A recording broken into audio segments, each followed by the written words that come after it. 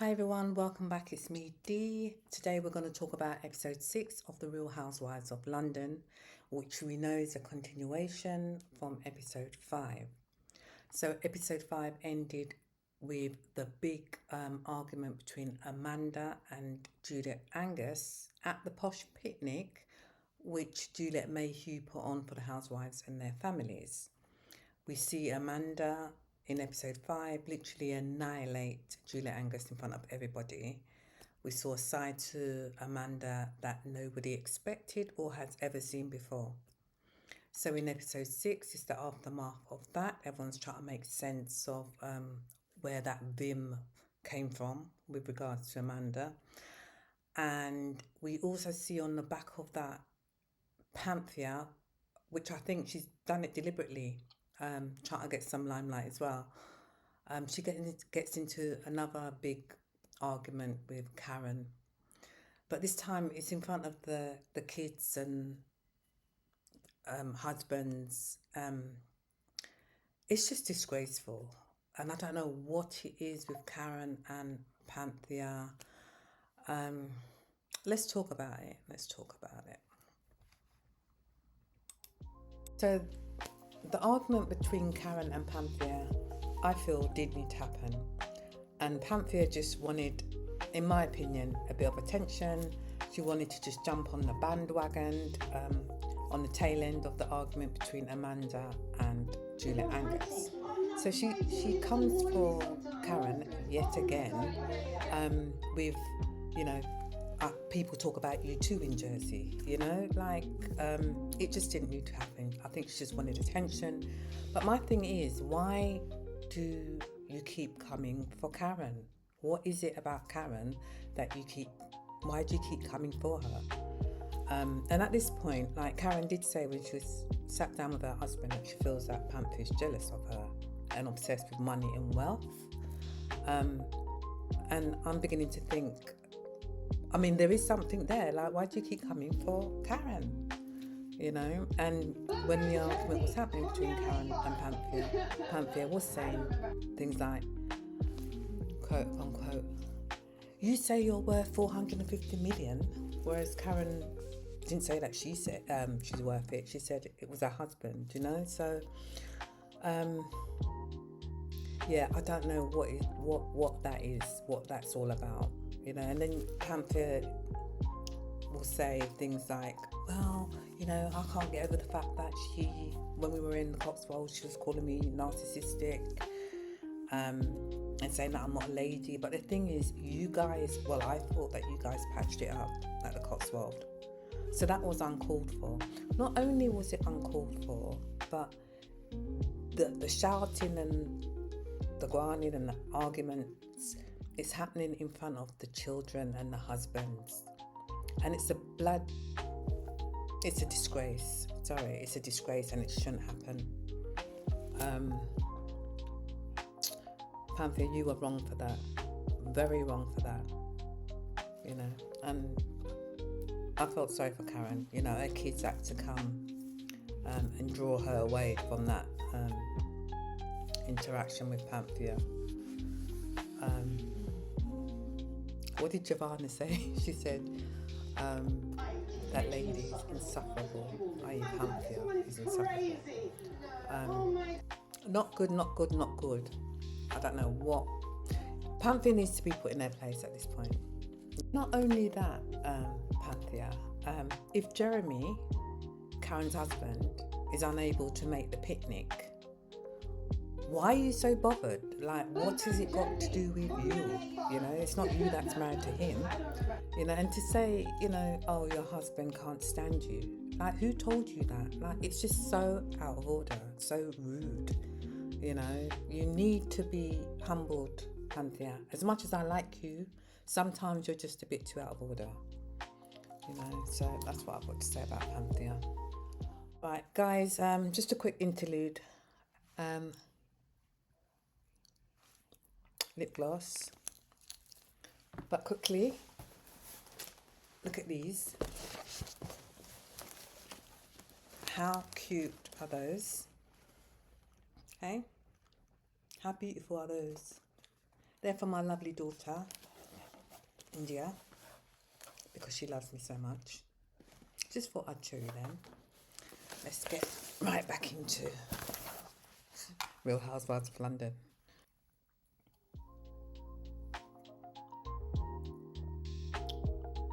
I do love a green tea. This is green tea.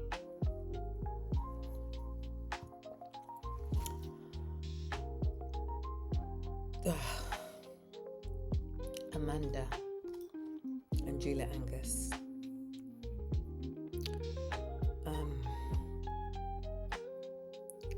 Amanda's annihilation of Juliet Angus at the posh picnic.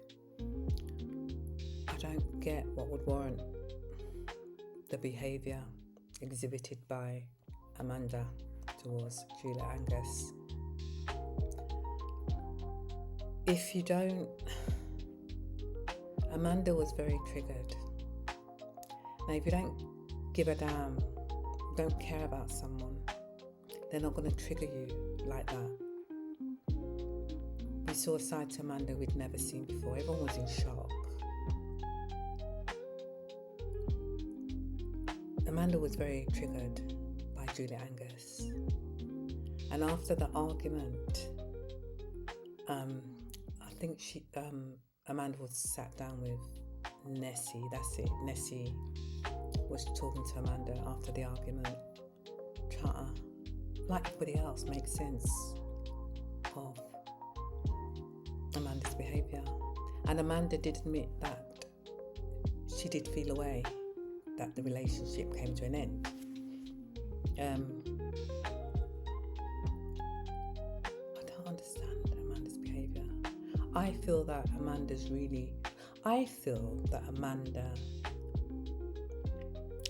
really, she valued the relationship.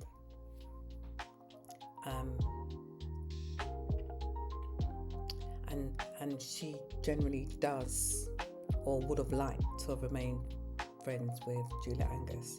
I don't for one second believe Amanda hates or does not like Juliet Angus.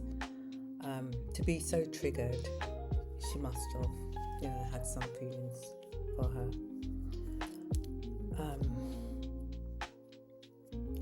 I believe that going forwards, maybe in the next episode, because this episode 6 is to be continued, I believe that Juliet, Angus and Amanda will come to some sort of resolve, because it needs to be resolved. But Amanda, she's got that sting, hasn't she? There's a side to her that you need to stay away from. She's got this sting.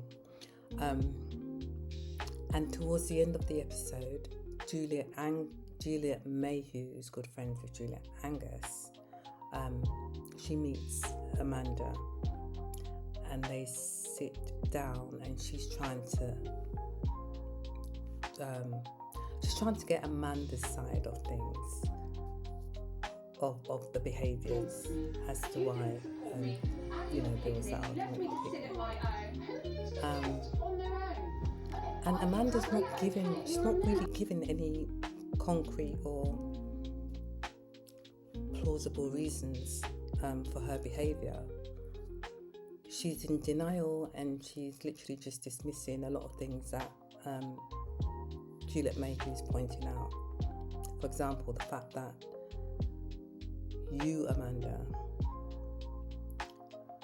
you caused Juliet Angus to make the White Witch comment because of your behaviour, your immediate dismissal of the friendship. And Amanda says to Juliet Mayhew, you see, you're taking a side. No one came to me, no one came to me to see if I was okay after the argument. You're a bad host. You didn't come to me, it was only, Nessie, you're a bad host. And she's starting on Juliet Mayhew as well, and dismissing everything that Juliet Mayhew is saying. she also says, "Oh, you stuck up for her. You know, no one stuck up for me. Why are you so obsessed with her?" And that makes me think that Amanda's envious of the relationship between Juliet Mayhew and Juliet Angus. I don't know. It's just it's confusing. Amanda's really confused me, but I think deep down she does regret that she and Juliet Angus are not friends, and I'm hoping that they do put their differences aside and come together, because I think they will be good friends. Yeah, we'll just have to wait and see. What else? So we get to see Karen's family. We get to see Jeremy at long last. We see Karen's mum. So we see Karen's mum. We know her children. We know of her children already, and we get to see her husband. What shocked me is they are, I think she said he's 18 years older than she is. 18 years. That's a lot of years. And they've been married for 24 years, which is a long time, and it's good that they've been married for that long, but I don't know, when I am looking at Jeremy, you wouldn't put Karen and Jeremy. I wouldn't have put Karen and Jeremy. I don't know, I wouldn't see Karen. I didn't expect Karen. I don't know. They just don't look like, I don't know what to say. Jeremy doesn't look like the sort of person you'd think Karen would go for. But it's been 24 years, so hey, you know, it works. But 18 years age gap is, it's a lot of years. We also see Juliet Angus' family. You know, we see her husband as well, her 2 children. And what I've noticed is, you see everyone's family, but you don't really see, I feel sorry for Amanda, you don't really see any family around Amanda as such. We know she has a daughter and, you know, stepdaughter, and she's been divorced, but you don't really see family around Amanda. Could that also be a reason why Amanda, I don't know. But to wrap up, I will rate this episode a, I don't know, 6 out of 10. I don't really have much to say. I mean, it's the argument between Karen and Panthea and the continuance of Amanda and Juliet Angus trying to make sense of behaviours.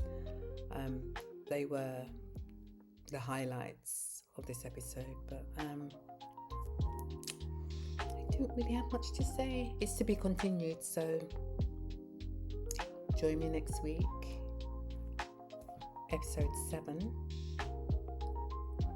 for that review. But before you go, I've got something to show you. Danessa Marrick's Beauty goodie bag. Join me next week, episode 7, where I'll do a show and tell of what's in this goodie bag. See you then. Bye for now.